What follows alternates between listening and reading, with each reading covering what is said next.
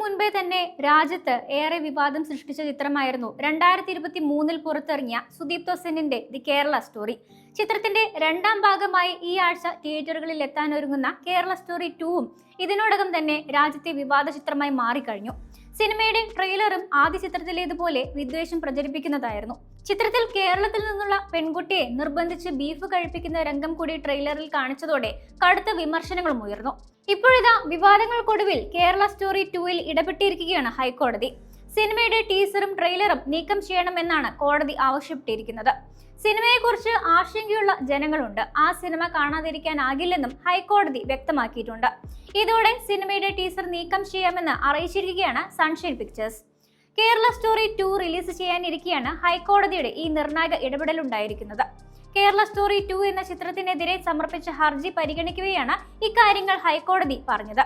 Kerala Story 2 എന്ന ചിത്രം കാണാനുള്ള കാരണം കേരള സ്റ്റോറി എന്ന പേരാണെന്നും ഹൈക്കോടതി വ്യക്തമാക്കി. ജനങ്ങളുടെ ആശങ്ക കണ്ടില്ലെന്ന് നടിക്കാനാകില്ലെന്നും ഹൈക്കോടതി വ്യക്തമാക്കി. ഈ സാഹചര്യത്തിലാണ് ടീസർ പിൻവലിക്കാമെന്ന് നിർമ്മാതാക്കളായ സൺഷൈൻ പിക്ചേഴ്സ് അറിയിച്ചത്. മതേതരത്വത്തിൽ ഉറച്ചു നിൽക്കുന്ന സംസ്ഥാനമാണ് കേരളം. മതസൗഹാർദ്ദം പുലരുന്ന നാടാണ് കേരളം.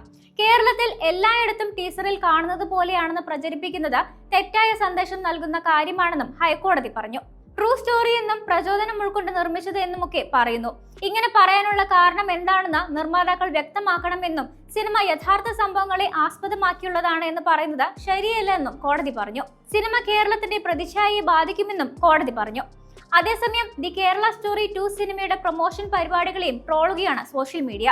ദി കേരള സ്റ്റോറി 2 എന്ന പേരിൽ സിനിമ നിർമ്മിച്ചിട്ട് സിനിമ ചർച്ചയാക്കുന്ന വിഷയത്തിലെ ഇരകൾ എന്ന പേരിൽ പ്രൊമോഷൻ പരിപാടിയുടെ വേദിയിൽ സിനിമയുടെ അണിയറ പ്രവർത്തകർ അവതരിപ്പിച്ചത് മലയാളികളല്ലാത്തവരെയാണ്.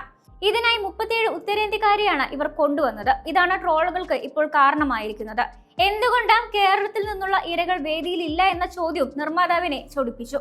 നിങ്ങൾ സത്യം അംഗീകരിക്കാൻ തയ്യാറാകുന്നില്ല. കേരളത്തിൽ നിന്നുള്ള ഇരകളുടെ വീഡിയോകൾ യൂട്യൂബിൽ ലഭ്യമാണെന്നായിരുന്നു നിർമ്മാതാവ് വിപുൽ ഷാ നൽകിയ മറുപടി.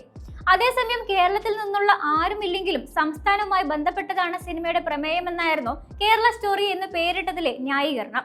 കേരളത്തിൽ തുടങ്ങി രാജ്യം മുഴുവൻ വ്യാപിച്ചതാണ് ലവ് ജിഹാദ് എന്നും ഇതാണ് സിനിമയിൽ അവതരിപ്പിക്കുന്നതെന്നുമാണ് സംവിധായകൻ കാമാഖ്യ നാരായണൻ സിംഗ്, നിർമ്മാതാവ് വിപുൽ അമൃതലാൽ ഷാ എന്നിവർ പറഞ്ഞത്. കേരളത്തെ അപമാനിക്കാൻ ഉദ്ദേശമില്ലെന്നും ലവ് ജിഹാദിന്റെ ഇരകൾക്ക് നീതിക്കായാണ് സിനിമ ഇറക്കുന്നതെന്നും അവർ മറുപടി പറഞ്ഞു.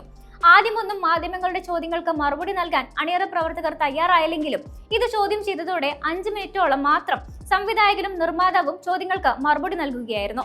മാത്രമല്ല, ഇരകളായി വേദിയിലെത്തിച്ചവരെ മാധ്യമങ്ങളോട് സംസാരിക്കാനും ഇവർ അനുവദിച്ചില്ല. വീണ്ടും കൂടുതൽ ചോദ്യങ്ങൾ ഉയർന്നതോടെ അണിയറ പ്രവർത്തകർ വേദി വിടുകയായിരുന്നു. ഫെബ്രുവരി 27-നാണ് സിനിമയുടെ റിലീസ് പ്രഖ്യാപിച്ചിരിക്കുന്നത്.